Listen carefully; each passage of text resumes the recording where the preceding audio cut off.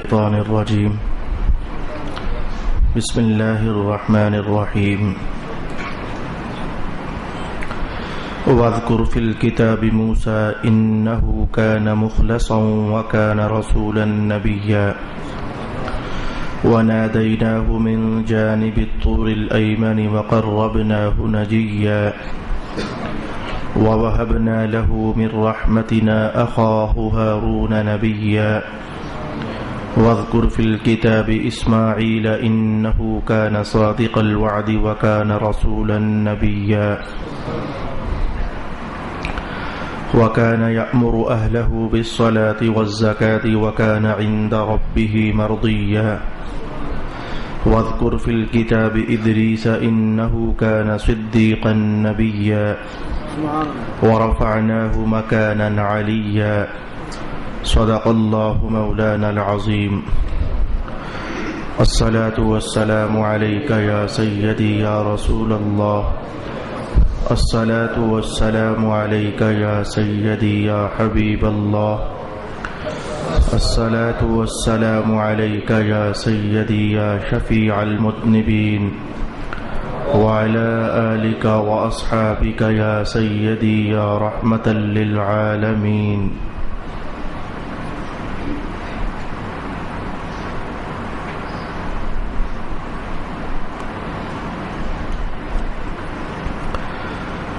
اور آپ اس کتاب میں موسیٰ کا ذکر کیجئے جو برگزیدہ تھے اور رسول نبی تھے. ہم نے انہیں طور کی دائیں جانب سے ندا کی اور ہم نے انہیں قریب کر کے رازدار بنا دیا اور ہم نے اپنی رحمت سے ان کو ان کے بھائی ہارون نبی عطا فرمائے. اور آپ اس کتاب میں اسماعیل کا ذکر کیجئے، وہ سچے وعدہ والے اور رسول نبی تھے اور وہ اپنے گھر والوں کو نماز اور زکوٰۃ کا حکم دیتے تھے اور وہ اپنے رب کے نزدیک پسندیدہ تھے. اور آپ اس کتاب میں ادریس کا ذکر کیجئے، بے شک وہ بہت سچے نبی تھے اور ہم نے ان کو بلند جگہ پر اٹھا لیا. صدق اللہ مولانا العظیم. تلاوت کردہ آیات بینات پر آج دو طریقے سے گفتگو کرنے کا ارادہ رکھتا ہوں. پہلے گفتگو انتہائی مختصر اور تیز ترین ہوگی. بتانا چاہتا ہوں کہ اللہ تعالیٰ کے انبیاء میں کچھ صفات ایسی ہیں، اللہ کرے کہ وہ صفات اور ان کا عکس جمیل اور رنگ ہم غریبوں کو بھی نصیب ہو جائے. ایک پیغمبرانہ زندگی میں کیا کیا رونق ہوتی ہے. دیکھیے موسیٰ علیہ السلام کی بات رب کائنات نے فرمائی تو لفظ ارشاد کیا کہ وہ رسول تھے، نبی تھے. ظاہر ہے کہ وہ تو ہم نہیں بن سکتے، نہ ہم رسول بن سکے نہ ہم نبی بن سکے. لیکن ایک چیز ہے، مخلصاً بڑے اخلاص والے تھے. اور اخلاص پر آپ جانتے ہیں الا عبادک منہم المخلصین. جب یہ آیت کریمہ ہمارا عنوان بنی تھی تو میں نے ڈیٹیل سے آپ کو ایک لمبی ترین روایت بتائی تھی جس کا مدعا اتنا تھا کہ اخلاص اللہ اور اللہ کے بندے کے درمیان ایک راز ہوتا ہے، جس کو چند جملوں کے اندر میں یوں کہنا چاہوں گا. ہر اچھے عمل کی یہ شان نہیں ہونی چاہیے کہ اسے ہم ڈھنڈورا پیٹ کر لوگوں کو بتائیں ہی. تہجد کی 2 رکعت ادا ہو گئی ہیں تو لازم نہیں ہے کہ ہم 10 بندوں کو بتائیں بھی. 2-4 قرآن پاک ختم ہو گئے تو کوئی ضروری نہیں کہ ہم اس کا شور شرابہ کریں. اللہ نے فضل کر دیا، 1 لاکھ 1.25 لاکھ 2 لاکھ 4 لاکھ درود و سلام پڑھ لیا تو کوئی ضروری نہیں ہے، کوئی حکم خدا بندی نہیں ہے کہ اوروں کو بتا کر ہی چھوڑو. اخلاص یہ ہے تم نے جو کیا اللہ کے حوالے کر دیا، کسی کو پتہ بھی نہ چل سکا تم نے رات کو کتنے ختم کیے ہیں قرآن کے، کوئی جان ہی نہ سکا کہ صبح تمہاری پیشانی سے کتنے سجدے ٹپکے ہیں، کسی کے علم ہی میں نہ آ سکا. اور اس کی مثال خود حضور پاک علیہ السلام مختلف موقعوں پر ارشاد کیا کرتے تھے. مختصر ترین الفاظ یوں کہہ دیتا ہوں کہ آپ جانتے نہیں ہو کہ حضور نے ارشاد فرمایا تھا کہ جب صدقہ کرو تو یوں صدقہ کرو کہ دایاں ہاتھ جب دے تو بائیں کو پتہ ہی نہ چلے. یعنی یہ انتہائی اخفا. تو اپنی عبادات میں اپنے اللہ کو رازدان بناؤ، لوگوں کو چھوڑو وہ جانے یا نہ جانے، ان کے علم میں تمہاری بندگی، تمہاری ریاضت، تمہاری عبادت آئے یا نہ آئے، یہ مطلوب شریعت ہی نہیں ہے. یہ مطلوب مذہب ہے ہی نہیں ہے. بس مطلوب مذہب تو یہ ہے کہ بندہ اپنے رب کے پیار میں بہت کچھ کر دے اور کسی کو کانو کان خبر بھی نہ ہو سکے. تو موسیٰ علیہ السلام کی شان یہ تھی، وہ مخلص تھے. رب کائنات نے کہا کہ وَنَادَيْنَاهُ مِنْ جَانِبِ طُورِ الْأَيْمَنِ، ہم نے ان کو طور کی دائیں جانب سے ندا دی اور اپنا قریبی کر کے تو انہیں ہم نے نجیہ کر دیا، رازدار بنا دیا. اس پر گفتگو کی دوسری جہت جو میں نے کرنی ہے، جب وہاں پہنچوں گا تو اس جملے پر چند باتیں آپ کی خدمت میں بیان کروں گا. تیسری بات جان لیجئے کہ حضرت ہارون علیہ السلام وہ نبی ہیں کہ جن کو حضرت موسیٰ علیہ السلام کی دعا سے اللہ تعالیٰ نے نبوت عطا فرمائی، اور بیان اس کا قرآن حکیم میں ہے. وَوَهَبْنَا لَهُ مِن رَحْمَتِنَا أَخَاهُ هَارُونَ نَبِيًّا، ہارون علیہ السلام کو اپنی رحمت سے ہم نے نبوت عطا فرما دی. اور یہاں نہیں لیکن دوسرے مقام پر حضرت موسیٰ علیہ السلام کے دعا کرنے کا بھی ذکر ہے. اسماعیل علیہ السلام کا بیان کیا. قرآن حکیم بھی انتہائی تیزی کے ساتھ عنوان بدل رہا ہے. ہم بھی تیزی کے ساتھ چند ایک اسباق لینے کے بعد آگے بڑھ جائیں گے. اسماعیل علیہ السلام کا ذکر ہوا. رب کائنات نے کہا وہ رسول تو تھے ہی تھے، نبی تو تھے ہی تھے، لیکن بات یہ ہے کہ وہ صادق الوعد تھے، اپنے وعدے کو سچا کر دینے والے تھے. افسوس کے ساتھ کہنا پڑتا ہے آج کے مسلمانوں کے اندر زبان کی کوئی قیمت نہیں رہی، وعدہ نبھانے کی کوئی ذمہ داری، کوئی قیمت، کوئی احساس نہیں رہا. میں دیکھتا ہوں کہ عملی زندگی کے اندر بہت سارے لوگ اپنی زبانوں سے کیے ہوئے وعدے پورے نہیں کرتے ہیں. میرے بھائی، اس سے زیادہ میں کچھ نہیں کہوں گا جتنا رسول پاک علیہ السلام نے ارشاد فرمایا، جو بندہ وعدہ کرتا ہے لیکن وعدہ نبھا نہیں سکتا، توڑ دیتا ہے، حضور فرماتے ہیں کہ اس بندے میں منافقت کی نشانی پائی جا رہی ہے. اور آپ کو سمجھ اتنی تو ہے کہ منافق ہونا اللہ کے ہاں یہ کوئی عزت والا مقام نہیں ہے، بلکہ یہ ذلت اور رسوائی والا منصب ہے. ایک دوسرے نبی کی شان، پہلے نبی کی شان میں نے کہی، اللہ کرے کہ اس شان کا عکس جمیل ہمیں نصیب ہو جائے، یعنی اخلاص مندی. اور میں نے پھر کہا کہ اسماعیل علیہ السلام ہیں، ان کی ایک شان ہے، خوبی ہے، وصف ہے، وہ اپنے وعدے کو نبھانے والے تھے. صادق الوعد، وہ اپنے وعدے کو سچا کر دکھانے والے تھے. اسماعیل علیہ السلام کی ایک اور شان قرآن حکیم نے کہی، کان یأمر اہلہ بالصلاۃ والزکاۃ. اسماعیل پیغمبر اپنے گھر والوں کو ہمیشہ نماز کا حکم بھی جاری کرتے ہی رہتے تھے اور زکوٰۃ کا حکم بھی جاری کرتے ہی رہتے تھے. تو اپنے گھر والوں پر کڑی نگرانی کے ساتھ اللہ کے حکم کو اپلائی کرنے کے لیے تو ڈنڈا ان پر تان کر رکھنا. یہ ڈنڈے کے الفاظ رسول پاک علیہ الصلوۃ والسلام کے ہیں، مارنا نہ، لیکن ان کی تعدیب کا ڈنڈا اور ادب سکھانے والا ڈنڈا، یعنی ان پر ایک ہیبت ستاری رہے کہ ہمارے گھر کا جو سربراہ ہے، ہمارے گھر کا جو نگران ہے، اگر ہم نے اللہ کی حضور سر نہ جھکایا تو ہم سے پوچھے گا کہ کیوں نماز نہیں پڑھی. ہر خامد اپنی بیگم سے پوچھ سکتا ہے کہ بیگم کیا وجہ ہوئی آج نماز نہیں پڑھی. ہر باپ اپنے بچوں سے پوچھ سکتا ہے کہ بچوں کیا وجہ ہوئی آج آپ نے نماز ادا نہیں کی ہے. اسماعیل پیغمبر کی خوبی ہے اور ان کی یہ شان، اس بات کو اللہ نے بطور وصف بیان کیا کہ ایک نبی کی شان یہ ہوتی ہے کہ اپنے گھر والوں سے پوچھتا رہتا ہے کہ اللہ کا حکم ادا کیا ہے یا ادا نہیں کیا ہے، حکم بجا لائے ہو یا بجا نہیں لائے ہو. کان یأمر اہلہ بالصلاۃ والزکاۃ. اور ان دو باتوں کے بعد کہا وکان عند ربہ مرضیہ، اللہ کے ہاں بڑے پسندیدہ تھے. وہ گھر والوں سے کہتے رہتے تھے نماز پڑھی، زکوٰۃ ادا کی، یعنی صدقہ و خیرات کیا. مانا یہ تھا کہ جو بھی اللہ کے احکام لاگو تھے تو کیا تم نے ادا کیے. رب کائنات نے کہا کتنی سونا وصف ہے، ہم نے ان کو پسندیدہ بنا لیا ہوا ہے. واذکر فی الکتاب ادریس انہ کان صدیقا نبیا. ادریس کی بات یاد کر لیجئے، وہ بہت سچ بولنے والے تھے اور نبی تھے. نبی ہونا تو چلو مانا سمجھ آگے، ہم پھر نہیں بن سکتے، لیکن صدیقہ بہت سچ بولنے والے تھے. یہ سچ ہی تو ہے. وعدہ توڑنا جھوٹ ہو گیا اور وعدہ نبھانا یہ سچ ہو گیا. جو کہا کر کے بتا دیا، اسی کا نام صدیقاً. رب کائنات نے یہاں جو نتیجہ ارشاد کیا ورفعناہ، جو نبی ویسے ہی اللہ کے ہاں بڑے مقام بلند پر فائز ہوتے ہیں، لیکن ان خوبیوں کے بعد یہ جملے بولنا کچھ تو معنی رکھتے ہیں نا. بڑے سچے تھے تو ہم نے ان کو بڑا اونچا مقام عطا فرما دیا. ورفعناہ مکانا علیہ. گفتگو کی میری ایک جہت ختم ہوئی جس میں سے میں نے 3 یا 4 لیسن آپ کو بیان کرنے کی کوشش کی. جس بندے میں اخلاص آ گیا، اس کا ہر کچھ اللہ کے لیے، کسی کو پتہ ہی نہیں اس نے کیا کیا، کیا کمایا، کیا پایا، کیا کھویا، کسی کو معلوم نہیں ہے. وہ سبحان اللہ بھی کہے. اسی لیے صوفیاء نقشبند جو ہیں یہ کہتے ہیں کہ ہمارا بھی سلسلہ واہ ہے، ہم دل میں کرتے ہیں اللہ اللہ، زبان بھی نہیں بولتی. وہ سانسوں کو بھی اس میں وہ انوالو نہیں ہونے دیتے. کچھ صوفیاء ایسے بھی ہیں جو اس طرح کی آواز نکال کر، تو صوفیاء نقش نقشبند کہتے ہیں، خواجہ بہاؤالدین نقشبند رحمۃ اللہ تعالی علیہ، ہمیں جو ہمارے مشائخ نے ذکر تلقین فرمایا ہے زبان سے کرنا جائز ہے، لیکن وہ کہتے ہیں اس سے بھی پوشیدہ کر لو، سانس بھی اس میں ہل سکتا ہے، لیکن وہ فرماتے ہیں اس سے بھی پوشیدہ کر لو، حتیٰ کہ ایسا ہونے لگ جاتا ہے کہ بندہ سر جھکا کر آنکھ بند کر کے کہیں کونے لگ کر مسجد میں بیٹھا ہوتا ہے، لوگ سمجھ رہے ہوتے ہیں سویا ہوا ہے، لیکن اس کا اندر اپنے رب کے ساتھ محبت کا راز چل رہا ہوتا ہے۔ تو اخلاص مندی کا پہلا سبق آج کی نشست میں میں نے آپ کو بیان کیا۔ اپنے وعدے کو نبھانا یہ ایک دوسری پیغمبرانہ خصلت ہے، اگر اللہ نصیب فرما دے تو زہ قسمت، اور اپنے گھر والوں سے پوچھ گچھ کرتے رہنا، نماز پڑھی، زکوٰۃ ادا کی، یا جو ہمارے ہاں چلیں عبادات مروج ہے، مثلا نماز پڑھی، تسبیحات پڑھی، درود و سلام پڑھا، قرآن حکیم کی تلاوت کی، وغیرہ وغیرہ، یہ ساری چیزیں پیغمبرانہ اوصاف ہیں، اللہ تعالی ہمیں عطا فرمائے۔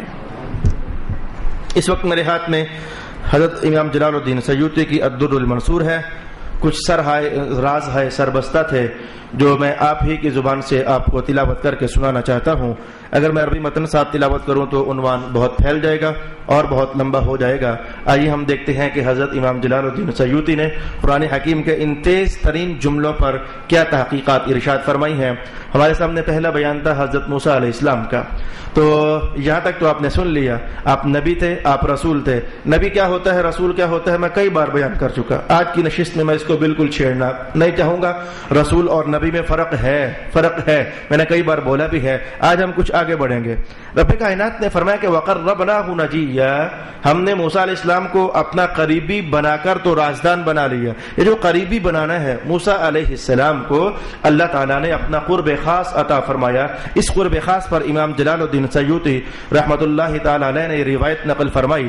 حضرت سعید بن جبیر رضی اللہ تعالی عنہ ارشاد فرماتے ہیں کہ تورات اللہ کے قلم سے جب تورات لکھی جا رہی تھی، رسول پاک علیہ السلام نے فرمایا کہ اللہ کا قلم ہے، سب سے پہلے اول ما خلق اللہ قلم، اللہ نے سب سے پہلے جو شے بنائی قلم۔ یہ جو سب سے پہلے میں نے یہاں بولا ہے، یہ علماء کو تو سمجھ آ گئی ہے، یہ اولیت نسبتی ہے، یہ اولیت حقیقی نہیں ہے۔ اولیت حقیقی نور محمدی کے ساتھ تعلق رکھنے والی ہے، یعنی بالکل سب ہی سے پہلے جو بنایا گیا وہ حضور رحمت عالم کا نور ہے۔ اور اس کے بعد پھر جیسے ہم اسی مجلس کے اندر میں کہوں کہ مسجد میں داخل ہونے کے بعد جو سب سے پہلے بندہ ہے، پھر اس سے بھی جو پہلے بندہ ہے، پھر اس سے بھی جو پہلے بندہ ہے، پھر اس سے بھی جو پہلے، تو پہلے لفظ میں کئی بندوں پر بولتا تو چلا آ رہا ہوں، لیکن آخر میں کہوں گا جو سب ہی سے پہلے ہے وہ یہ صاحب ہیں، سب ہی سے پہلے، وغیرہ ہر پچھلے سے اگلا پہلا ہی تو ہوتا ہے، لیکن سب سے پہلا۔ یہ میں نے چند جملے آپ کو ان احباب کی نظر کرنا چاہے جو علم کے گلی اور کوچوں میں آتے جاتے رہتے ہیں کہ اولیت نسبی یہ اور شے ہوتی ہے اور اولیت حقیقی یہ اور شے ہوتی ہے۔ تو اللہ تعالیٰ نے سب سے پہلے جس شے کو بنایا وہ قلم تھا۔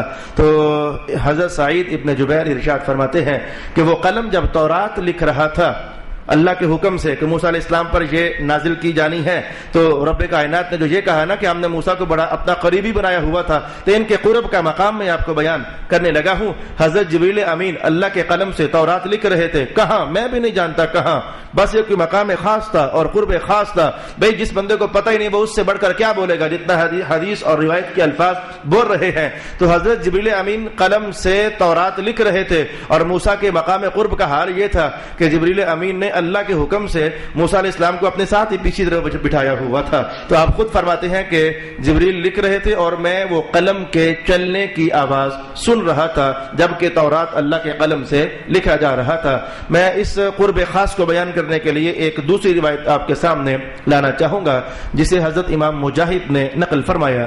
امام مجاہد فرماتے ہیں کہ 7ویں آسمان سے لے کر عرش الہی تک 70,000 حجابات ہیں، 70,000 پردے، اور ان پردوں کی کہانی کچھ ہمارے پردوں جیسی نہیں ہے۔ ہمارے پردے چلے ریشم کے بنے ہوتے ہیں یا پھر کپڑے کے بنے ہوتے ہیں یا پھر فائبر کے بنے ہوتے ہیں، ہمارے پردے ذرا کسی اور ٹائپ کے ہوتے ہیں۔ یہ اللہ کے بنائے ہوئے مانوی اور روحانی پردے ہیں۔ اس پر امام مجاہد فرماتے ہیں کہ کچھ تصویر ایسی تھی کہ اللہ کے عرش اور 7ویں آسمان کے درمیان 70,000 حجابات تھے اور پردے تھے۔ ایک پردہ نور کا تھا، اس کے بعد ایک پردہ تاریکی تاریکی کا تھا، ایک پردہ نور کا تھا، ایک پردہ تاریکی کا تھا، ایک پردہ نور کا تھا اور ایک پردہ تاریکی کا تھا. یوں 70,000 پردے اور حجابات اللہ کے عرش کے درمیان اور 7ویں آسمان کے درمیان بنے ہوئے تھے. ہم یہ سیکھنا چاہ رہے ہیں بہت جلد ترین کہ حضرت موسیٰ علیہ السلام کے بارے میں رب کائنات نے جو فرمایا ہے نا کہ ہم نے انہیں مقام قرب عطا کیا تھا، رازدان بنا لیا تھا. اس مقام قرب کی تصویر نمبر 2 میں آپ کو بتانا چاہتا ہوں. 70,000 پردے نور کے اور تاریکیوں کے ملے جلے اللہ تعالیٰ نے موسیٰ علیہ السلام کو قریب کیا. کئی پردے عبور ہو گئے، عبور حجاب اور عبور ہوتے چلے گئے. آپ فرماتے ہیں کہ پیچھے ایک پردہ رہ گیا، اللہ کے عرش کے درمیان اور 7ویں آسمان کے درمیان پیچھے ایک پردہ رہ گیا اور وہاں پر معاملہ قرب خاص کا روک دیا گیا. اس سے بھی معاملہ آگے بڑھ جانا یہ شان محمد مصطفیٰ کی ہے صلی اللہ علیہ وسلم. لیکن یہاں آ کر کے موسیٰ علیہ السلام کو روک دیا گیا اور موسیٰ علیہ السلام یہ سمجھ رہے تھے، جان رہے تھے کہ 70,000 میں سے صرف ایک ہی تو رہ گیا ہے.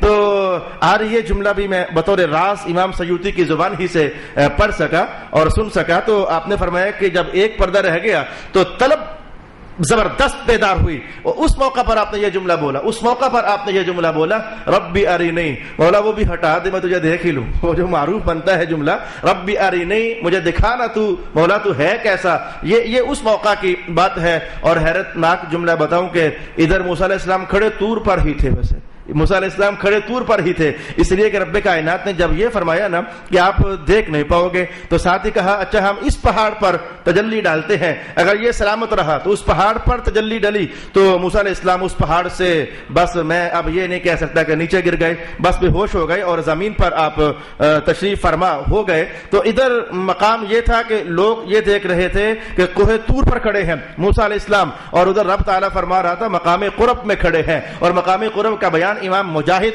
فرما رہے ہیں کہ 70,000 حجابات میں سے ایک باقی رہ گیا تھا. تو بول ادھر رہے تھے لیکن حقیقت میں آواز ادھر جا رہی تھی ربی ارینی، مولا جہاں اتنے حجاب ہٹا دیے ہیں تو ایک پردہ اور سرکا دے، تیرے جمال کو بے حجاب بھی میں دیکھ لوں. تب رب کائنات نے کہا نہیں موسیٰ پیارے، یہ مقام ہم نے کسی اور کے لیے رکھا ہوا ہے. لن ترانی، یہ مقام آپ کا حصہ ہے نہیں ہے اور یہ مقام آپ کا مقدر ہے نہیں ہے. یہ میں نے دوسری تصویر آپ کی خدمت میں بیان کر دی کہ حضرت موسیٰ علیہ السلام کو اللہ رب العالمین نے کتنا مقام قرب اور مقام خاص عطا فرمایا ہوا تھا. یہاں سے چلے ہم یہ بھی سمجھ سکتے ہیں کہ کچھ اصحاب خاص ایسے ہوتے ہیں اللہ کے دربار میں جنہیں حضوری بھی کہا جاتا ہے. کچھ رسول اللہ کے دربار میں حضوری ہوتے ہیں، کچھ اللہ کے دربار میں حضوری ہوتے ہیں. جیسے کہ خواجہ یعقوب چرخی اور بایزید بستامی رحمت اللہ تعالی علیہ کا وہ عنوان آپ جانتے ہو کہ آج جب صبح ہوئی تو آمنے سامنے ملاقات ہوئی تو حضرت کہنے لگے بایزید میں نے رات کو تجھے ادھر دیکھا نہیں، رات کو میں نے تجھے ادھر دیکھا نہیں. بایزید کہنے لگے میں نے تو آپ کو دیکھا تھا، بس فرق اتنا تھا کہ آپ پردے کے اس طرح بیٹھے ہوئے تھے، میں پردے کے اس طرح بیٹھا ہوا تھا. یہی وہ راز تھا جس کو حضرت امیر خسرو نے ان الفاظ میں کہا کہ شب جائے کہ من بودم، وہ رات جہاں میں تھا. ہوتا بندہ بستر پر لیٹا ہے یا مصلی پر بیٹھا ہے، لیکن اللہ رب العالمین جس میں خاکی کو ادھر رکھے اور جس میں روحانی کو قرب خاص عطا فرما کر تو اپنے مقام خاص کی لذتوں سے شناسا بنا دے. میں کہوں گا اس روایت سے کم از کم یہ سیکھا جا سکتا ہے. یہی وجہ تھی کہ مکہ والوں کو سمجھ نہیں آتی تھی کہ ایک ہی رات کے قلیل ترین حصے میں جو انسانی وجود ہوتا ہے یہ مکہ سے چل کر تو بیت المقدس جائے، وہاں سے بھی 7 آسمان گھوم آئے، یہ ہو نہیں سکتا ہے. کافروں کی عقل کہتی تھی ہو نہیں سکتا ہے اور ایمان بول رہا تھا کہ مصطفیٰ جان رحمت تو اس سے بھی آگے کا کہیں تو ہم تو اسے بھی تسلیم کرنے کے لیے تیار ہیں. تبھی تو ابو بکر صدیق رضی اللہ تعالی عنہ نے انکار نہ کیا. پہلے کافروں نے سادہ پوچھا کہ بتاؤ ایسا ہو سکتا ہے؟ نام نہ لیا کہ محمد فرماتے ہیں، نام نہ لیا. ابو بکر ایسا ہو سکتا ہے؟ کہا ایسا ہو تو ویسے نہیں سکتا ہے. کہا تیرا یار، تیرا دوست، تیرا صاحب محمد ہی کہتا ہے. کہتے اچھا اگر انہوں نے کہا تو پھر ہو سکتا ہے. تو مقام ایمان کوئی اور تقاضا کرتا ہے اور کفر کی زبان، کفر کی سوچ، کفر کی فکر اور کفر کی گہرائی یہ کسی اور سوچ اور فکر کا تقاضا کرتی ہے. رب کائنات نے ارشاد کیا کہ وَوَهَبْنَا لَهُ مِن رَحْمَتِنَا أَخَاهُ هَارُونَ نَبِيًّا. میری گفتگو کا ایک حصہ اپنے حصص کے ساتھ مکمل ہوا. اسماعیل پیغمبر کا بیان ہم سیکھنا چاہیں گے. اصل میں تیز اس لیے ہوں کہ تھوڑی دیر کے بعد میرے پاس ایک لمبی ترین 3 صفحات پر مشتمل روایت ہے جس کو پڑھ کر میں بھی اچھا خاصا حیران ہوں اور مجھے امید ہے کہ آپ کی بھی علمی حیرت کم از کم گم ہو جائے گی کہ کیا ایسا بھی ہوا، وہ کیا ہے کہ جس کو میں کہہ رہا ہوں کیا ایسا بھی ہوا. ہم تھوڑی دیر کے بعد وہاں پہنچنا چاہیں گے.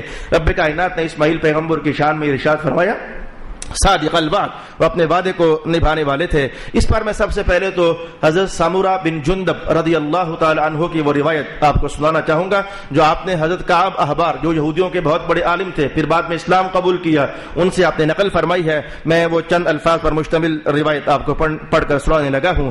حضرت اسماعیل اللہ کے نبی تھے، اللہ نے جن کی شان میں صادق الوعد ارشاد فرمایا، وہ ایسے شخص تھے جن کی طبیعت میں تیزی تھی۔ موسیٰ علیہ السلام کی طبیعت میں بھی جلال تھا، اور آج آپ جان گئے کہ اسماعیل پیغمبر کی طبیعت میں بھی ذرا جلال تھا۔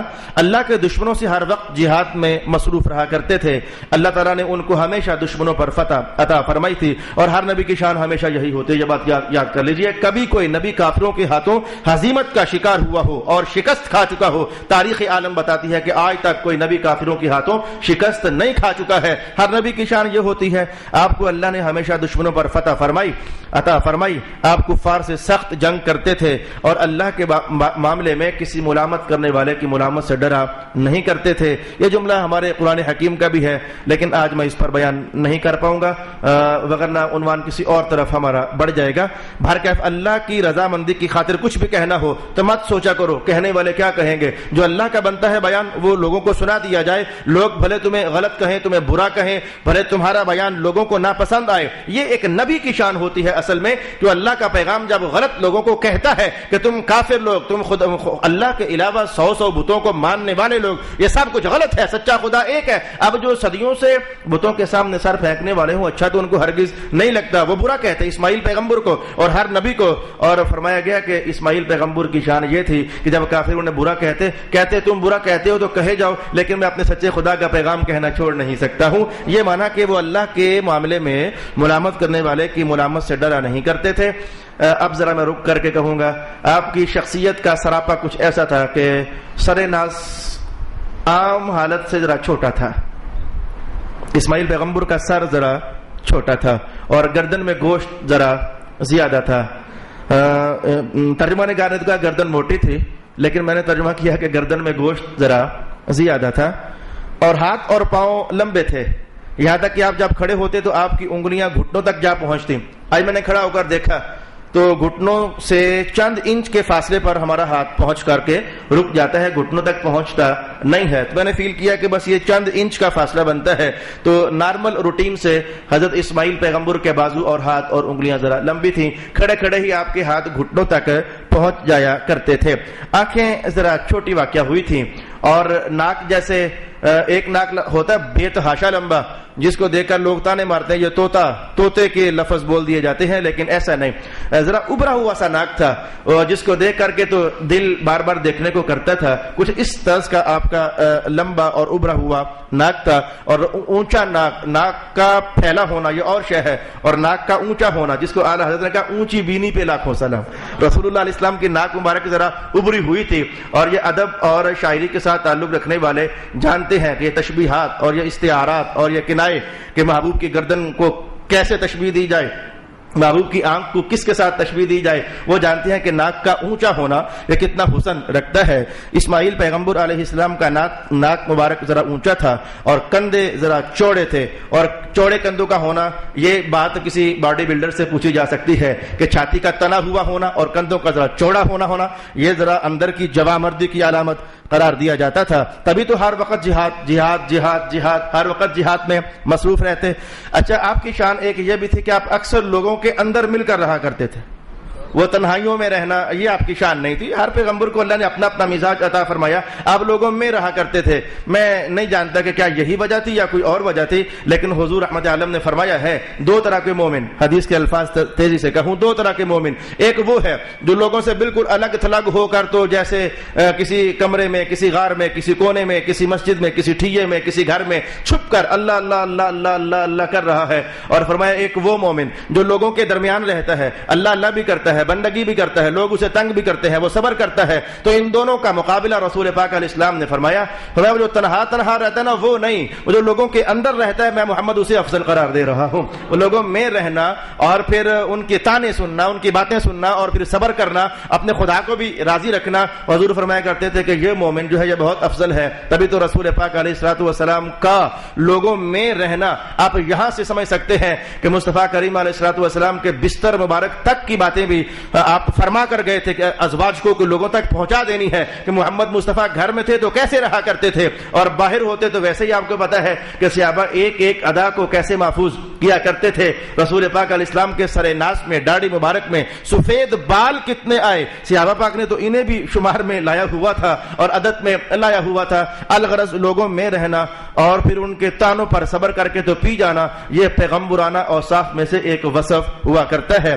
کفار پر نہایت سخت اور شدید تھے, گھر والوں کو نماز کا حکم اور زکوٰۃ کا حکم ہمیشہ دیتے رہتے تھے. جہاں تک معاملہ آپ کے اس جملے کا ہے, آپ کی یہ شان کہ آپ صادق الوعد تھے, اس پر میں آپ کو حضرت سفیان ثوری رضی اللہ تعالی عنہ کی روایت جلدی سے بتانا چاہوں گا. آپ فرماتے ہیں کہ مجھے یہ خبر پہنچی, اخبرانی, مجھے اخبرتو, مجھے یہ خبر دی گئی. کیا خبر؟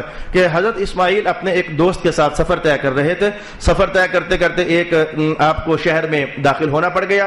تو آپ نے کہا کہ آپ کا ساتھی کہنے لگا یا تو آپ بیٹھے یہاں تو میں شہر میں جاتا ہوں اور ساز و سامان لے کر آتا ہوں, یا میں یہاں بیٹھتا ہوں تو آپ پھر شہر میں جائیے تو ساز و سامان لے کر کے پھر آ جائیے.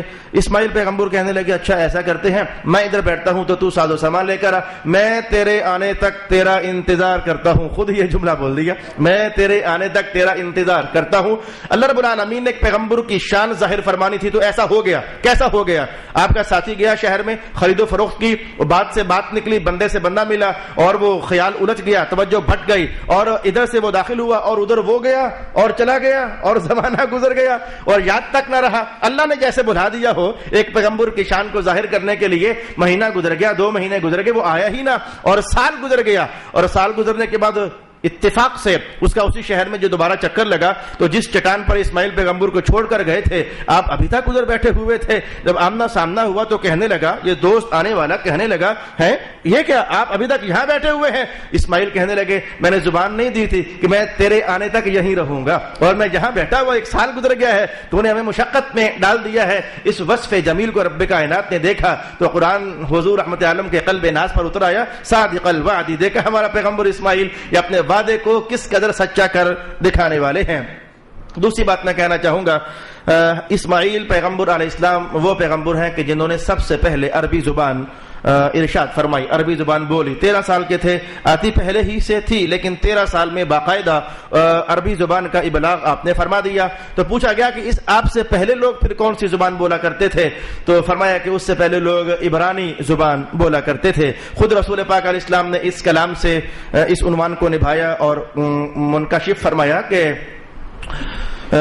تمام عرب یہ اسماعیل علیہ السلام کی اولاد بنتے ہیں. مانا یہ تھا کہ عربی زبان لینگویج بولا جانا یہ سب سے پہلے تو اسماعیل پیغمبر نے بولی ہے. تو اس حوالے سے حضور ارشاد کیا کرتے تھے کہ تمام عرب حضرت اسماعیل علیہ السلام کی اولاد بنتے ہیں. اور اسماعیل پیغمبر کی شان میں آخری بات میں یہ کہوں گا کہ حضرت اسماعیل کی والدہ ماجدہ کی قبر آج اگر آپ محسوس کرنا چاہو تو حرم شریف میں حرم کعبہ کے اندر امام سیوطی کی تحقیق یہ ہے کہ جہاں وہ میزاب رحمت ہے, جسے آپ لوگ رحمت کا پرنالہ کہتے ہو, تو اوپر سے بارش کا پانی گرے تو جہاں کر کے وہ پانی گرتا ہے تو حضرت اسماعیل کی والدہ ماجدہ کی قبر آج وہاں بنتی ہے. صلی اللہ علی حبیبہ محمد وآلہ واصحابہ اجمعین. اب میں وقت کے ایسے مرحلے میں داخل ہوا, میرے پاس جو روایت ہے حضرت ادریس پیغمبر کے حوالے سے یقیناً دلچسپیوں سے بھری ہوئی ہے, لیکن مجھے لگتا ہے کہ میرے لیکچر کے ٹائم کے 10 منٹ رہ گئے تو 10 منٹوں میں تکمیل پذیر نہیں ہو سکے گی.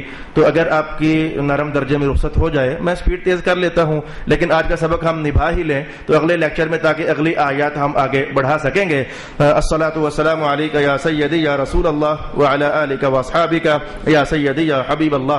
قرآن حکیم نے اتنا ارشاد کیا, واذکر فی الکتاب ادریس. بابو پیارے کتاب حکمت میں قرآن پاک میں ادریس کا ذکر کیجئے.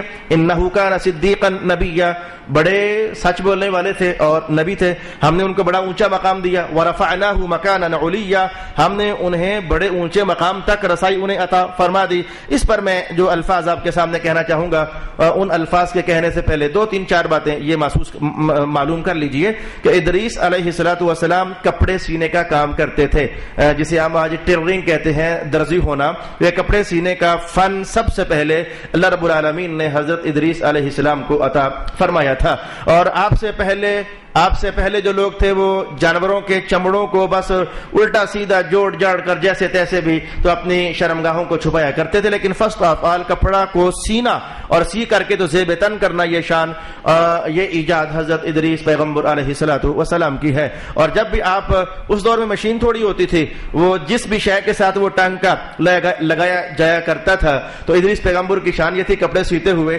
ایک ٹانکا لگاتے تو ساتھ ہی کہتے تو سبحان اللہ، پھر ٹانکا لگاتے پھر کہتے سبحان اللہ، اللہ نے کیسا فن عطا فرما دیا ہے، سبحان اللہ۔ ہر ٹانکے پر آپ سبحان اللہ کہا کرتے تھے۔ اور جب شام ڈھلتے تو روایت کے الفاظ میں نے پڑھے کہ روئے زمین پر جتنے بھی اللہ کو ماننے والے ہوتے ان کی عبادات کو اگر اکٹھا کر لیا جائے اور ایک ترازو میں ڈالا جائے تو حضرت ادریس پیغمبر کی عبادت ان سب سے مل کر بھی زیادہ ہوا کرتی تھی۔ ایسے عبادت کا نشہ اور خوار اللہ رب العالمین نے آپ کو عطا فرمایا ہوا تھا۔ اب آئیے وہ لمبی ترین روایت جو یقیناً بے شمار دلچسپیوں کی حامل ہے میں آپ کے سامنے شروع کرنا چاہوں گا۔ اس روایت کو امام جلال الدین سیوطی نے مرفوعاً نقل فرمایا۔ علماء جانتے ہیں کہ مرفوعاً نقل کرنے کا معنی کیا ہوتا ہے، موقوفاً نقل کرنے کا معنی کیا ہوتا ہے، ارسالاً نقل کرنے کا معنی کیا ہوتا ہے، انقطاعاً نقل کرنے کا معنی کیا ہوتا ہے۔ بس جو الفاظ میں نے وہی آپ کے لیے پڑھ دیے۔ یہ روایت مرفوع ہے۔ اچھا، مرفوع روایت میں الفاظ کیا ہیں؟ اب میں نظر شاید آپ سے کم ملاؤں اور حدیث کے الفاظ پر نظر زیادہ ڈالوں۔ حضرت ادریس علیہ السلام نبی تھے، متقی تھے اور پاک آدمی تھے۔ انہوں نے اپنے وقت کو 2 حصوں میں تقسیم کر رکھا تھا۔ 3 دن لوگوں کو خیر کی تعلیم دیتے تھے، 3 دن مسلسل لوگوں کو خیر کی تعلیم دیتے۔ اس لیے مفسرین نے کہا کہ ادریس لفظ بنا ادھر سے درس و تدریس، وہیں سے لفظ ادریس بنا ہے، کیونکہ اب زبردست مدرس تھے۔ ہر نبی مدرس ہوتا ہے، لیکن 3 دن مسلسل لوگوں کو واعظ و نصیحت کہنا، تو اسی لیے آپ کا نام حضرت ادریس علیہ السلام پڑ گیا۔ 3 دن لوگوں کو خیر کی تعلیم دیتے اور 4 دن زمین کی سیاحت کرتے اور اللہ تعالیٰ کی خوب عبادت کرتے۔ اتنا ان کا نیک عمل بلند ہوتا جتنا کہ تمام انسانوں کا مل کر کے تو بلند ہوا کرتا تھا۔ اب یہاں سے دلچسپی والی پہلی بات، حضرت اسرائیل علیہ السلام ملک الموت، موت کا فرشتہ اسرائیل علیہ السلام کو پیار ہو گیا، ادریس علیہ السلام سے پیار ہو گیا۔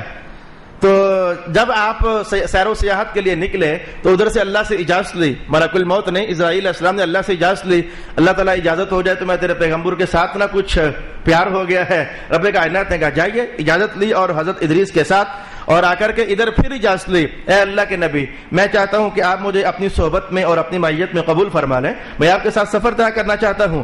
حضرت ادریس علیہ السلام چونکہ اسرائیل انسانی بھیس میں آئے تھے تو پہلی ملاقات تھی، دکھنے میں پہچان نہ سکے کہ یہ کون ہے، تو آپ نے فرمایا بھائی میاں ہمارا معاملہ کچھ اور ہے، ظاہر نبی ہے تو ہمارا معاملہ کچھ اور ہے، تو شاید ہمارے ساتھ نبھاؤ نہ کر سکے، اور چل تو اپنا راستہ لے، مجھے اپنا کام کرنے دے۔ انہوں نے کہا نہیں حضرت میں آپ کے ساتھ نبھاؤ کیوں نہیں کر پاؤں گا، نبھاؤ کروں گا، مجھے آپ اجازت و ارشاد فرما دیجئے۔ میں امید کرتا ہوں کہ اللہ تعالیٰ مجھے طاقت فرمائے گا، عطا فرمائے گا کہ میں ایک نبی کی معیت میں گزارا چلا سکوں۔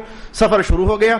سفر کرتے کرتے آج دن کا جو آخری حصہ ہوا، دونوں دوست خاموش ہیں، ادریس پیغمبر بھی خاموش ہیں اور حضرت اسرائیل علیہ السلام بھی خاموش ہیں۔ سفر سارا طے ہو گیا، جہاں جہاں آپ نے سیاحت فرمانی تھی خاموش، اور جو آپ نے مناظر اللہ کی قدرت کے دیکھنے تھے، محفوظ کرنے تھے، عبادت سارا دن گھوم پھر کر، ابھی شام ڈھلی نہیں تھی، کچھ وقت باقی تھا کہ ایک بکریوں کے ریوڑ کے پاس سے گزرے۔ روزہ رکھا ہوا تھا حضرت ادریس علیہ السلام نے، تو ریوڑ کے پاس سے گزرے تو حضرت اسرائیل کہنے لگے اے اللہ کے نبی ہمیں معلوم نہیں کہ شام کہاں ہو، شام کو ہم کہاں پہنچیں گے، تو ابھی تو ایک بکریوں کے ریوڑ کے پاس سے گزر رہے ہیں، اگر اجازت ہو جائے تو ہم ان کی بکریوں میں سے ایک بچہ پکڑ نہ لیں تاکہ افطاری کا ٹائم ہوگا تو ہم افطاری کر سکیں، افطاری کا ٹائم ہوگا تو ہم افطاری کر سکیں۔ ادریس علیہ السلام کہنے لگے کہ دوبارہ اس طرح کی بات نہ کرنا میرے ساتھ، میرے دوست آج دوبارہ اس طرح کی بات نہ کرنا میرے ساتھ، تو مجھے ناجائز مال کی دعوت دے رہا ہے، جہاں ہماری شام ہوگی دیکھی جائے گی، اللہ رزق بھجوا دے گا، آج کے بعد اس طرح کی بات نہیں کرنی۔ معاملہ ختم ہو گیا، شام ہوئی تو اللہ رب العالمین نے جہاں سے رزق عطا فرمانا تھا رزق پہنچ گیا۔ ادریس علیہ السلام کہنے لگے کہ چلو آؤ پھر میرے دوست کھاتے ہیں۔ اب اسرائیل علیہ السلام نے راز نہ کھولا کہ میں تو فرشتہ ہوں، میں تو نہیں کھاتا ہوتا، جملہ کچھ کہا۔ آپ نے کہا کہ اس اللہ کی قسم جس نے آپ کو نبوت سے نوازا ہے مجھے بھوک نہیں ہے، تو سچ ہی تو کہا، فرشتوں کو بھوک لگتی نہیں ہے۔ یہاں سے علماء بڑے مسائل نکالتے ہیں کہ یہ نہ کہنا کہ میں تو کھاتا نہیں ہوں، بلکہ یہ کہنا مجھے بھوک نہیں ہے، یہ استعارہ اور کنایات اور ہیلا سازیوں کے بڑے عنوانات یہاں سے نکلتے ہیں، جن کی طرف میں لفظ 2 جملوں میں اشارہ تو کر دیا، لیکن ڈیٹیل اور تفصیل میں یہاں نہیں کہہ سکتا۔ خیر، کیونکہ حضرت ادریس کی شان یہ تھی کہ سب امت سے بڑھ کر عبادت کیا کرتے تھے۔ آپ نے اکیلے ہی روزہ افطار کیا اور نماز کے لیے کھڑے ہو گئے، نماز چلتی رہی، جیسے آج ہم کہتے ہیں عشاء کا وقت ہو گیا، پھر جیسے ہم کہتے ہیں 10 بج گئے، پھر 11 بج گئے، تو نماز چل رہی ہے، ملک الموت بھی پڑھ رہے ہیں اور حضرت ادریس بھی نماز پڑھ رہے ہیں۔ تو آخر ادریس پیغمبر فرشتے تو نہیں تھے، انسانی بھیس میں دنیا میں تشریف فرما تھے، انسان تھے، تو جسم پر ذرا وہ طبیعت طاری ہو گئی کہ اب سونا چاہیے، جیسے جسم کا ڈھیلا ہو جانا، اعضاء کا تھک جانا۔ لیکن اسرائیل علیہ السلام تھے، وہ ابھی تک چاقو چوبند چست اور جناب فٹافٹ نفل پر نفل، نماز پر نماز، سجدے پر سجدہ۔ آپ نے دیکھا یار یہ میرا دوست ہے اور میں مشہور ہوں آج تک کہ سب سے زیادہ بندگی میں کرتا ہوں، اور یہ ہے کہ آج میں بھی تھک گیا اور یہ میرا دوست کیسا ہے، یہ تھکتا ہی نہیں ہے۔ خیر، وہ رات بھر یہ دلچسپی آپ کے دل میں باقی رہی کہ میں تھک گیا جو سب سے زیادہ عبادت کرنے والا تھا، اور یہ کیا مجھ سے بھی زیادہ عبادت کرتا ہے۔ حضرت اسرائیل کے بارے میں خیال، حتیٰ کہ آپ کو اپنے بارے میں شک پڑ گیا، اور میری عبادت اس سے کم ہے۔ آپ کو یہ شک پڑ گیا کہ میری عبادت میرے دوست کی عبادت سے کم ہے۔ اللہ اکبر، آپ کو اس پر تعجب ہوا۔ خیر، اکتا گئے اور تھوڑا سا آرام ہو گیا، صبح ہوئی، اگلے دن کا سفر شروع ہو گیا۔ سفر طے کرتے کرتے آج آپ ایک باغ کے قریب سے گزرے تو حضرت اسرائیل نے پھر کہہ دیا، اللہ کے نبی ایک بات کہنی ہے، انگوروں کا باغ، ایک بات کرنی ہے۔ کہا کیا بات ہے میرے دوست؟ کہا بات یہ ہے کہ شام پتہ نہیں کہاں ہوگی ہماری، اگر اجازت ہو تو یہاں سے کچھ انگوروں کے گچھے نہ توڑ لیے جائیں، رات کو افطاری کریں گے، معلوم نہیں کہ شام کہاں ہو۔ ادریس علیہ السلام پھر ذرا جلال میں آ گیا، اور میں نے تجھے پہلے بھی کہا تھا، تو پھر تو نے وہی بات کی، میں نے کہا بھی تھا کہ آج کے بعد اس طرح کی بات نہیں کرنی، جہاں شام پڑے گی اللہ رزق بھجوا دے گا، تو نے پھر وہی بات کی۔ اسرائیل علیہ السلام خاموش ہو گئے، سفر آگے بڑھ گیا۔ شام ہوئی تو اللہ رب العالمین نے جہاں سے بھی رزق بھجوانا تھا بھجوا دیا۔ تو کہا کہ آ دوست افطاری کرتے ہیں، کھاتے ہیں۔ آج کیا جملہ بولا حضرت اسرائیل علیہ السلام نے؟ آج کیا جملہ بولا؟ کہنے لگے، واللہ الذی اعطاک النبوۃ، اس رب کی قسم جس نے آپ کو نبوت عطا کی ہے، مجھے کوئی چاہت نہیں ہو رہی، لا اشتہی، مجھے کھانے کی طبیعت نہیں ہو رہی۔ کل کہا تھا بھوک نہیں لگی، اور تو سچ ہی تو کہا تھا، اور آج کہا مجھے اشتہا نہیں ہو رہی، طلب نہیں ہو رہی۔ ادریس علیہ السلام بڑے متعجب ہوئے، 2 دن ہو گئے اس نے روزہ رکھا اور نہ کھایا اور نہ پیا، اب اندر کا راز تو ابھی تک نہیں کھلا۔ اچھا، رات کو نماز شروع ہو گئی، تو نماز پڑھنے میں آج پھر وہی کیفیت کہ ادریس علیہ السلام آخر اپنی طبیعت کے مطابق اور روٹین کے مطابق نماز ادا کی، تو طبیعت پر سستی، جیسے آرام کرنے کو دل، تو لیکن دیکھا کہ اسرائیل دھڑا دھڑ نماز قیام رکوع سجدہ، اور یہ بندہ خدا تھکتا نہیں ہے۔ آپ پھر آخر حیران ہو گئے۔ ادریس علیہ السلام نے ایک جملہ پوچھ لیا، کہا یار مجھے صحیح بتانا، تو آدم کا بیٹا ہے بھی کہ نہیں؟ تو انسان ہے کہ نہیں ہے؟ یہ تیری کیفیت ہے، مجھے عجیب لگ رہی ہے۔ 2 دن ہو گئے، نہ تو نے صبح کچھ کھایا نہ شام کھایا، اور میں تھک جاتا ہوں عبادت کرتے کرتے، اور تو ابھی تک تو بتا تو ابن آدم ہے یا کہ ابن آدم نہیں ہے؟ اب ظاہر ہے کہ اللہ کا فرشتہ جھوٹ تو نہیں بول سکتا، اور مقرب فرشتوں میں سے ہیں، تو کہنے لگے کہ میں ابن آدم میں سے تو نہیں ہوں۔ کہا پھر تو کون ہے؟ کہا میں تو اسرائیل علیہ السلام ہوں۔ ادریس علیہ السلام نے فوراً سوال کیا، میری روح لینے آئے ہو؟ میری روح قبض کرنے آئے ہو؟ کہہ رہے کہ نہیں، اگر روح قبض کرنے آیا ہوتا تو اب تک ہو چکی ہوتی، مجھے آج حکم روح قبض کرنے کا نہیں ہے، بس میں تو آپ کی محبت میں آپ سے پیار کرتا ہوں، میں اس لیے آپ کے پاس آیا۔ جب انہوں نے کہا میں آپ سے محبت کرتا ہوں، ادریس علیہ السلام نے بھی بات کو آگے بڑھا دیا اور فرمایا کہ اگر تم میرے ساتھ پیار کرتا ہے تو مجھے تجھ سے ایک کام ہے۔ ادریس علیہ السلام نے کہا کہ اگر تو میرے ساتھ پیار کرتا ہے تو مجھے ایک بات بتا، پھر مجھے تیرے ساتھ ایک کام ہے۔ اسرائیل نے کہا کہ بات کون سی پوچھنا چاہتے ہو؟ کہا یہ کل کا دن، آج کی رات، کل کی رات، پرسوں کی رات میرے ساتھ ساتھ ہے، تیری تو ڈیوٹی ہوتی ہے روح نکالنا، تو ان 2-3 دنوں میں کوئی بندہ مرا نہیں ہے، تو جو میرے ساتھ چل رہا ہے تو کوئی بندہ مرا نہیں ہے؟ تو اسرائیل علیہ السلام کہنے لگے مرا ہے؟ تو پوچھا تو روح نکالنے نہیں گیا؟ کہا گیا ہوں۔ اللہ اکبر، یہ اللہ کے راز ہیں جو ہم انسان نہیں سمجھ سکتے ہیں۔ کہا گیا ہوں۔ کہا تو میرے ساتھ آ؟ کہا گیا ہوں۔ پھر آپ نے خود ہی کہا کہ یہ ایسے سمجھو نا، ایسے سمجھو جیسے کہ دسترخوان بچھا ہو اللہ کے بندوں کی کیا شان ہے. اللہ کے ایک بندے کی کہانی کہوں گا تھوڑی دیر کے بعد ایک جملے میں. تو کہا جیسے ایک دسترخوان بچھا ہو تو دو بندے ساتھ ساتھ بیٹھے ہوں تو بھلے دسترخوان تو پھیلا ہوا ہوتا ہے لیکن چاہو تو بندہ ہاتھ بڑھا کر ادھر سے کچھ اٹھا لے, چاہے تو ہاتھ بڑھا کر ادھر سے کچھ اٹھا لے. تو اللہ رب العالمین نے ساری زمین کو میرے لیے دسترخوان کی طرح بنایا ہوا ہے. جدھر کس بندے کا حکم آتا ہے نا بس میں ہاتھ بڑھاتا ہوں تو اس کی روح نکال لیتا ہوں. تو بس ایسے میں نے روحیں نکالی ہیں. اب آپ کو سمجھ آئے گا تھوڑا سا, زیادہ مجھے بھی نہیں سمجھ جتنا کو مجھے سمجھ ہے. حضرت پیر امیر میرا سید شیخ عبد القادر جیلانی رضی اللہ تعالی عنہ ارشاد فرمایا کرتے تھے کیا لوگوں تمہاری روح زمین کو اللہ نے میرے لیے ایسا بنا دیا ہوا ہے جیسے تلی پر ایک رائی کا دانہ نہیں پڑا ہوا ہوتا ہے. تو عبد القادر پورے روح زمین پر اللہ کی عطا سے جتنا اس نے حکم ارشاد کیا تصرف کرتا ہے. تم سمجھتے ہو کہ یہ فاصلے ہیں, بعد ہیں, یہ دوریاں ہیں, لیکن ہمارے لیے کوئی دوریاں نہیں ہیں. جیسے رائی کا دانہ تلی پر پڑا ہوتا ہے ایسے ہی تمہاری روح زمین جو ہے اللہ نے عبد القادر کی نظر میں رکھی ہوئی ہے. بس یہ تھوڑی سی کہانی ہم سمجھ پائیں گے, اس سے زیادہ راز میں بھی آپ کی طرح ایک عامت الانسانوں میں سے ایک انسان ہوں, زیادہ بات نہیں کہہ پاؤں گا. اچھا تو کہا کہ اچھا یہ بات تو ہوگی کہ تو روحیں نکالتا رہا ہے, میرے ساتھ رہ کر بھی تو روحیں نکالتا رہا ہے. کہا ہاں جی, جس کو چاہا اللہ نے اس کی روح قبض کرتا رہا ہوں. تو ادریس کہنے لگے کہ میں اللہ کا واسطہ دے کر تجھ سے ایک سوال کرتا ہوں جس کی وجہ سے تو نے مجھ سے محبت کی ہے. میں اللہ کا واسطہ دے کر ایک سوال کرتا ہوں, میری ایک حاجت ہے, پوری کرے گا؟ فرشتہ کہنے لگا کہ اے اللہ کے نبی جو تو سوال کرے گا پورا کروں گا, میں آپ کا دوست ہوں, جو آپ کہو گے میں مان جاؤں گا. ادریس علیہ السلام نے فرمایا کہ میں چاہتا ہوں کہ مجھے ایک بار یہ موت کا ذائقہ تو بتا ذرا, جب یہ موت آتی ہے تو کیسا ہوتا ہے, ایک بار موت کا ذائقہ تو بتا دے.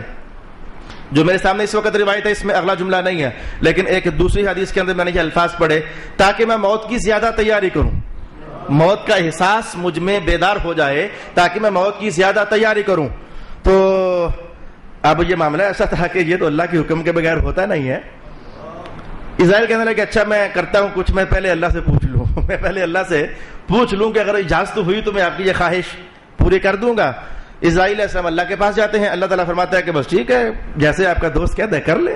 اور آپ کا دوست جو ہوا پھر تو اللہ رب العالمین کے حکم سے ملک الموت آئے اور آپ کے جسم اور روح کو جدا کر دیا, اور جدا کرنے کے بعد بس تھوڑی ہی دیر کے بعد آپ نے دوبارہ ادریس علیہ السلام کے چہرے پر ہاتھ مارا. حدیث کے الفاظ ایسے ہیں جیسے چہرے سے کوئی شہد جھاڑتے ہیں, جیسے کوئی شہد جھاڑتے ہیں. تو بس ایسا سا آپ نے کیا تو روح دوبارہ پھر جسم میں پلٹ آئی. تو کہنے لگے ہاں میرے دوست پھر جناب کیسی لگی موت, وہ جو آپ نے خواہش کی تھی کہ میں دیکھنا چاہتا ہوں موت کیسی ہے, تو جناب پھر موت کیسی لگی؟ ادریس علیہ السلام کہنے لگے جتنا میں نے سنا تھا, جتنا میں جانتا تھا کہ موت کی تلخی ہے, جتنا میں نے سنا تھا اور جتنا میں جانتا تھا, جب آئی ہے تو میں نے موت کو اس سے کئی گنا زیادہ پایا ہے. شدید چیز ہے موت, شدید چیز, اللہ اکبر, موت شدید چیز ہے. مجھے حضرت موسیٰ کا بیان یاد ہے, آپ سے پوچھا گیا جب جسم سے روح نکل رہی تھی کہ موسیٰ پیارے کیا محسوس کرتے ہو, حالانکہ قرب خاص ہے لیکن پوچھا گیا کہ کیا محسوس کرتے ہو, تو کہنے لگے میرے اللہ مجھے یوں لگ رہا ہے جیسے ایک چڑیا کو پکڑ کر نا زندہ, تو زندہ ہی اسے لوہے کی سلاخ میں پرو دیا گیا ہو اور پرو کر کے اسے آگ پر بھوننے کے لیے لگا دیا گیا ہو. اے میرے مولا وہ جو تکلیف ہوتی ہے میں وہ تکلیف محسوس کر رہا ہوں. سرور عالم صلی اللہ علیہ وآلہ وسلم کہ آپ نے حدیث نہ پڑھی کہ آخری لحظوں میں آپ کے لبھائے مبارک بار بار خشک ہو جاتے تھے اور آپ اپنی زبان لبوں پر اپنی شان کے مطابق لگاتے تھے. موت کی اتنی تلخیاں, اتنی گرمیاں اور اتنی شدتیں تھیں. تو پھر حضرت عائشہ سمجھ گئیں کہ میرے محبوب رسول کو کیا چاہیے, آپ نے مسواک تر کی اور تر کر کے پھر بار بار لبوں پر لگاتی. الغرض اس وقت میرا موت کا عنوان نہیں ہے, بس درمیان میں نے 2 جملے بول دیے. تو کہا ہاں جناب پھر کیسی لگی موت؟ کہنے لگے جیسا میں سنتا تھا اور جیسا بیان کرتا تھا, موت تو اس سے بھی بہت زیادہ شدید چیز ہے. کہنے لگے تھے میں نے آپ کی خواہش تو پوری کر دی نا. کہا نہیں ابھی ایک اور ہے, ایک اور خواہش ہے. کہا وہ کیا خواہش ہے؟ کہا میں چاہتا ہوں کہ ایک بار مجھے دوزخ بھی دکھلا دی جائے, میں چاہتا ہوں کہ مجھے دوزخ دکھلا دی جائے. آپ نے کہا یہ ہمارے ساتھ ادھر ادھر سے ہو چکا تھا, جو آپ کا دوست کہے کرے, ادھر ہو چکا تھا. آپ نے ادریس علیہ السلام کو لیا اور دوزخ کے دروازوں میں سے ایک دروازے کے پاس پہنچ گئے اور دروازے پر کھڑے ہو کر آپ نے داروغہ کو آواز ماری. جو دوزخ کے اندر فرشتے مقرر ہیں علیہ 19 فرشتے جو مقرر ہیں ان کو آواز ماری. تو آواز ماری تو پوچھا کون؟ کہا اسرائیل. حدیث کے الفاظ یہ ہیں کہ جب اسرائیل کا نام سنا دوزخ کے فرشتے کانپ گئے اور کانپ کر کہنے لگے کہ ہماری روح نکالنے تو نہیں آ گئے, آپ روح نکالنے آئے ہو؟ اسرائیل کہنے لگے کہ روح نکالنے تو نہیں آیا، اگر حکم روح کا ہوتا تو اب تک میں فارغ کر چکا ہوتا، ابھی وہ وقت نہیں آیا، روح نکالنے کا وقت نہیں آیا۔ تو بس بات یہ ہے کہ ہمارے دوست نے کہا ہے کہ دوزخ تھوڑی سی دیکھنی ہے، تو ایسا کرو کہ بس اتنی کو دکھاؤ کہ دوزخ صرف اتنی کو میرے دوست کو دکھا دو کہ ایک سوئی کے ساتھ اگر سوراخ کیا جائے تو بس جتنی کو نظر آئے بس اتنی کو دکھا دو، اس سے زیادہ نہیں۔ ہمارے دوست ہیں ادریس، ہمارے دوست ہیں، زیادہ نہیں دکھانے، اتنی کو دکھا دیں کہ سوئی کے ساتھ جتنا سوراخ کیا جائے۔ حدیث کے الفاظ یہ ہیں کہ دروغہ نے سوئی کے نکے کے برابر دوزخ کو کھولا تو اتنی تپش اور اتنی گرمی اور اتنی لو آپ تک پہنچی کہ آپ تاپ نہ ہوئی اور بے ہوش ہو گئے، ایک سوئی کے برابر۔ حدیث کے الفاظ میں آپ کو بتا چکا ہوں اس سے پہلے دوزخ کی جو اندر کی کیفیت ہے کہ رسول پاک علیہ السلام نے فرمایا تھا کہ اگر مشرق کے بالکل انتہائی کنارے پر گائے کے نتھنے کے برابر دوزخ کو کھول دیا جائے اور جو ہیٹ نکلے گی وہ ہیٹ مغرب کے انتہائی کنارے پر پہنچے، اتنے کھربوں میل کا فاصلہ طے کر کے، تو جو بالکل انتہائی کنارے پر کھڑا ہوگا اگر وہ ہیٹ نتھنے برابر ادھر سے نکل کر گھوم کر اس کے پاس آئے اور اسے لگے تو ادھر کھڑے کھڑے اس کا دماغ ابلنے لگ جائے گا۔ دوزخ کی ہیبت اور دوزخ کی گرمی اور لو اور تپش اس قدر زیادہ ہے۔ خیز کا بند کر دو بھائی، ہمارا دوست بے ہوش ہو گیا، بند کر دو۔ وہ سوئی کے برابر جو دوزخ کو کھولا گیا تھا وہ بند کر دی۔ حضرت اسرائیل السلام نے اپنے دوست کا چہرہ صاف کیا، اٹھیے دوست بھائی میرے اٹھیے، آپ نے خود ہی کہا تھا اب آپ کو دوزخ دکھا دی ہے، تو چہرے کو صاف کیا اور کہا اللہ کے نبی اٹھیے، اور اٹھ کر کہا پھر بتائیں کہ کیسا پایا؟ آپ نے کہا تھا دوزخ دیکھنی ہے، کیسا پایا؟ کہنے لگے کہ دوزخ کے متعلق جتنا میں کہتا تھا یا جتنا میں نے سنا ہوا تھا، لیکن یہ تو میرے کہنے سے اور سننے سے بہت ہی زیادہ ہیبتناک ہے، یہ تو بڑی خطرناک چیز ہے۔ کہا چلے آپ کی ہم نے خواہش تو پوری کر دی نا، کہا ایک رہ گئی، کہا ایک رہ گئی، کہا وہ کیا؟ کہا اب میں چاہتا ہوں کہ مجھے آپ ذرا جنت بھی دکھائی دیں، آپ کا دوست مجھے جنت بھی دکھائی دیں۔ ملک الموت نے اب کہا کہ اللہ کے نبی مبارک ہو، انشاءاللہ آپ تو ہیں جنتی۔ کہا نہیں آپ دکھائیں، جنتی بھلے ہوں میں، مجھے آپ دکھائیں نا جنت۔ کہا آپ جنت کے بہترین لوگوں میں ہیں، کہا بھلے لیکن آپ دکھائیں، ہم دیکھنا چاہتے ہیں جنت تاکہ میرا شوق زیادہ ہو جائے، جنت کی طرف رغبت کے لیے میرا شوق زیادہ ہو جائے۔ حضرت ملک الموت جنت کے دروازوں میں سے کسی ایک دروازے پر آپ کو لے آئے اور کہا دیکھیے وہ جنت، نگرانوں کو بلایا، دروازہ کھلوایا، ہوائیں تازہ، خوشبوئیں آپ کو لگی تو کہا یار دوست اندر جانے کو دل کر رہا ہے۔ پہلے دروازے پر کھڑا ہو کر دیکھا اور کہا دوست میرا تو اندر جانے کو دل کر رہا ہے۔ کہا چلے جائیں پھر چکر لگا کے آتے، پھر واپس چلتے ہیں۔ ادریس علیہ السلام اندر داخل ہو گئے۔ اب اندر داخل ہوئے تو باہر سے اسرائیل آوازیں مار رہے ہیں، اللہ کے نبی دوست آؤ نا، باہر تشریف لائیے نا۔ کہا میں تو نہیں آتا۔ کہا آئیے جناب، کہا میں تو نہیں آتا۔ کہا جناب آپ نے کہا تھا کہ جنت میں دیکھنا ہے، بس گھومنا ہے تو وہ ہو گیا نا۔ کہا میں تو نہیں جاتا، چاہو تو میرے ساتھ وہ لفظ کا میں ترجمہ ماحولیاتی کرنے لگا ہوں۔ کہا میں نہیں آتا، چاہو تو مناظرہ کر لو۔ میں نہیں آتا، چاہو تو مناظرہ کر لو، یعنی میرے نہ آنے پر میں دلیل دیتا ہوں کہ میں نے نہیں آنا، آپ دلیل دیں کہ آپ کو آنا ہے۔ یہ مخاصمے کے الفاظ ہیں، لیکن میں نے وہ مانوی دلچسپی برقرار رکھنے کے لیے میں نے کہا کہ مناظرہ کر لو۔ اسرائیل کہنے لگے اللہ سے پوچھتے ہیں، کہا اللہ تعالیٰ میرا دوست کہہ رہا مناظرہ کر لو، میں کہہ رہا ہوں دو جنت سے باہر آئیے، اور یہ کہہ رہے ہیں کہ میں نے جنت سے باہر نہیں آنا، کہہ رہے مناظرہ کر لو۔ رب کائنات کہا کر لیں، پھر اللہ تعالیٰ نے کر لیں پھر مناظرہ۔ اب پہلا بیان جاری ہوتا ہے حضرت ادریس پیغمبر کا کہ میں نے جنت سے باہر نہیں آنا، میری دلیل کیا ہے؟ اب کہنے لگے کہ رب کائنات نے کہا تھا نا کہ ہر ایک کو مرنا ہے، تو ایک بار ہو نہیں گیا؟ اور پھر رب کائنات نے کہا تھا کہ ہر ایک کو دوزخ سے گزرنا ہے، وَإِن مِّنكُمْ إِلَّا وَارِدُهَا، ہر ایک کو دوزخ پر وارد ہونا ہے۔ تو میرے دوست بتا کیا ہو رہے گیا؟ کہا ہو گیا ہے۔ کہا کہ جب جنت میں داخل ہو جائیں گے تو رب کائنات نے کیا وعدہ نہیں فرمایا تھا وَمَا هُم مِّنْهَا بِمُخْرَجِينَ، جو ایک بار جنت میں گیا تو نکالا نہیں جائے گا، کیا وعدہ نہیں فرمایا؟ کہا فرمایا ہے۔ پھر اب اسرائیل علیہ السلام چپ کر گئے۔ اب ظاہر ہے کہ تینوں باتیں قرآن حکیم کے مطابق تھیں۔ بھئی خیال نہ کرنا کہ قرآن تب کہاں ہوتا تھا، قرآن اللہ کا کلام ہے، تھا تو صحیح نا، اترا آج حضور رحمت عالم پر، تھا تو صحیح، قرآن تھا تو صحیح، اللہ کا کلام تھا تو صحیح، رسائی انبیاء کی تھی تو صحیح، لیکن وہ اترا بات میں رسول پاک علیہ السلام پر قرآن کا ہونا اور شے ہے، اور زمانوں کے حساب سے اترنا یہ اور شے ہے۔ اب جب حضرت اسرائیل چپ کر گئے تو اللہ کی طرف سے آواز ہے ہمارا پیغمبر جیت گیا ہے اور یہ آپ جنت سے باہر نہیں نکلیں گے. یہاں تک تفسیر بنتی ہے اس جملے کی. رب کائنات نے ارشاد فرمایا کہ وَرَفَعْنَاهُ مَكَانًا عَلِيًّا, ہم نے ادریس کو بڑے اونچے مقام پر فائز فرما دیا ہوا ہے. وَرَفَعْنَاهُ مَكَانًا عَلِيًّا. اچھا, اس میں سے بعض حصے آپ نے پہلے سنے تھے لیکن بعض نہیں سنے تھے. بالکل آخری حصوں کا کلام رہ گیا میرے پاس. وہ یہ کہ جب اسرائیل علیہ السلام کی یہ خبر فرشتوں تک پھیل گئی کہ ادریس علیہ السلام ایسے جنت میں گئے پھر نکلے نہیں ہیں, تو ایک فرشتے نے اللہ سے اذن طلب کیا کہ ہم نے کچھ بات کرنی ہے اے میرے رب. تھی یہ فرشتوں کی میٹنگ اپنے مقام پر, رائے مشترکہ تھی, لیکن آخر بات تو کسی ایک نے کرنی تھی. اے اللہ تعالی ہم آپ سے ایک بات کرنا چاہتے ہیں. اللہ پاک نے فرمایا کہ اچھا بھی کیا بات کرنی ہے؟ وہ فرشتہ کہنے لگا کہ اے میرے اللہ, تو نے ہمیں ہزاروں سال ہو گئے پیدا فرمایا, ہم نے ایک لحظہ برابر بھی تیری نافرمانی نہیں کی, ہمیشہ عبادت ہمیشہ عبادت ہمیشہ عبادت ہمیشہ عبادت ہزاروں سال سے. اور ادریس علیہ السلام جیسے ہم کم وقت کو بیان کرنے کے لیے کہتے ہیں ابھی کل آئے, ظاہر فرشتوں کے مقابلے میں تو عمر شریف بڑی کم ہے, ابھی کل آئے, تھوڑی دیر کے لیے آپ نے دنیا میں بھیجے اور ہم سب سے پہلے جنت میں. اے اللہ تعالیٰ ہمیں یہ راہ سمجھ نہیں آیا ہے, ہم اتنے ہزاروں سال ہو گئے عبادت کرتے ہوئے, اور ادریس علیہ السلام ابھی کل جیسے جملہ محاوراتی جملہ ابھی کل آئے تو ہم سے پہلے جنت میں. اللہ رب العالمین کا بیان کتنا لطیف ہے, کتنا خوبصورت ہے. میں جیسے یہ کہوں کہ فرشتوں کے دل ٹھنڈے ہو گئے اللہ کی جواب سے. فرشتوں کے دل اللہ ہے نا, رب ہے. اللہ تعالیٰ نے فرمایا کہ فرشتوں تمہیں پتہ ہے کہ جنت والا جنت میں جا کر کوئی پھل کھائے تو جیسے اس کا کلیجہ ادھر ٹھنڈا ہوتا ہے, اس کی روح کو تسکین ہوتی ہے, تو میں نے اپنی تسبیح کو تمہارے لیے جنت کا پھل ہی تو بنا دیا ہوا ہے.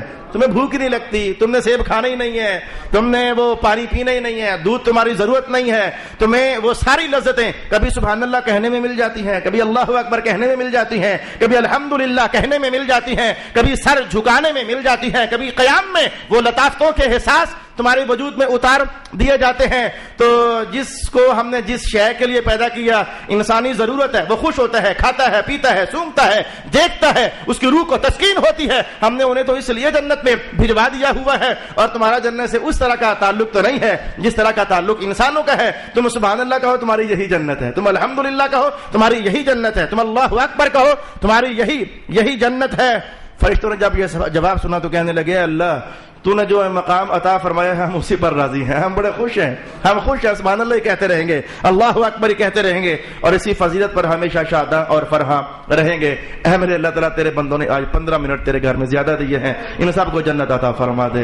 یہ تیرے پیار میں رکے رہے, تیرے محبوب کی باتوں کے سننے کی خواہش میں یہ رکے رہے. اے میرے اللہ ان سب کو دنیا اور آخرت کی ہر سعادت مندی عطا فرما دے. وآخر دعوانا الحمدللہ رب العالمین. کل مغرب کی